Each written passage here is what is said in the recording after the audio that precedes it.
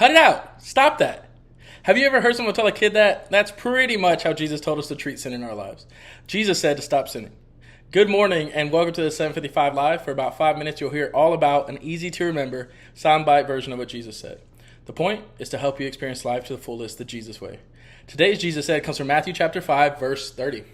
So it starts in verse 30 and it says, and if your hand, even your stronger hand causes you to sin, cut it off and throw it away. So this part, even before we go on, it says, if your hand, even your stronger hand, so like even if something that's more important to you, so not your hand that you maybe don't use, but your dominant hand even causes you to sin, cut it off and throw it away. For it's better to lose one part of your body than for your whole body to be thrown into hell. So cut it out. No, I mean, it's not like he's telling us to cut our hands, but he's saying it's almost like it's that serious. Like it should almost be that we're willing to cut something if that's what it is. And it's like, it's gruesome, but sin is gruesome. All sin, any sin is bad. You know, the Bible says that sin, the wages of sin is death. It leads to death. And Jesus, he used several extreme analogies. In Matthew 5:29, he says, if your right eye causes you to sin, tear it out and throw it away. It is better to lose one of your members than for your whole body to burn in hell. Again, tearing out a part of your body. He's saying that's how much sin, like, it kills you. So it'd be better just to lose an eye than go to hell. And, the context here is he's discussing filling up the law. It's not enough to keep, the big list of don't murder, don't hate, don't call anyone a fool.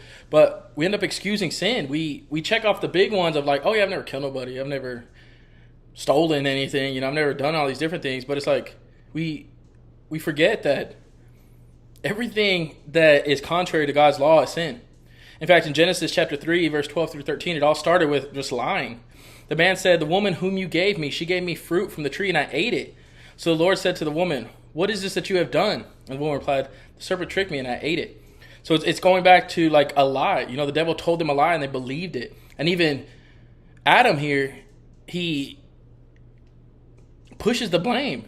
Like a little kid when they're like, oh, they did it. He's already pushing the blame. It's like he knew it was sin. He knew it was wrong. And he was willing to blame somebody else. And unfortunately, a lot of the times that is our response to sin. Is we want to blame it on somebody else, say how somebody else made us sin or some circumstance or part of life is causing us to sin when really excuses are useless. Jesus says stop sinning. So how should you respond to awareness of your own sin? You cut it out. No matter what it takes, excuses don't do anything unless we make action. Sin says, oh, that's just the way I am. But Jesus says, live the way I command.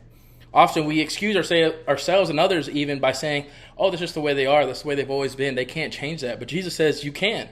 Defeating sin is something we can all do and we can help each other with. That's why we not only need a committed relationship with Jesus, but also with other Jesus followers. One of the verses that helped inspire even the name of our church is from Hebrews 3:13. If you've been in any of the life groups this week, you would have heard this. It says, we must warn each other every day while it is still today, so that none of you will be deceived by sin and hardened against God. If you still have a day, it's a chance to defeat sin. It's a chance to encourage somebody else to defeat sin. And not blame other people, not blame circumstances, but take it upon yourself and, do some self-reflection of, is this something I need to change and how can I change this? What can I cut out? So that leads to our question of how can you put that into action today? What is something in your life that you maybe need to cut out? I mean, is it something drastic, a person, a relationship, a job even? Or is it something small? Maybe stop going to that place. Maybe stop watching that show. Maybe stop, you fill in the blank. You know your life. You know what's causing you to sin. You know what's causing you to depart from the life that God's called you to. So how can you change that today? How can you do what Jesus said and cut it out? Cut it out of your life. But thank you so much for listening. If this is meaningful to you, it would mean a lot to us if you would like it, share it, and comment it. I really appreciate you. I hope you have an amazing day. I hope this time together has helped you live life to the fullest, the Jesus way. If you want to read with us, it's at bible.today.church. And we always end everything by saying to follow Jesus today and love first. Thank you, guys.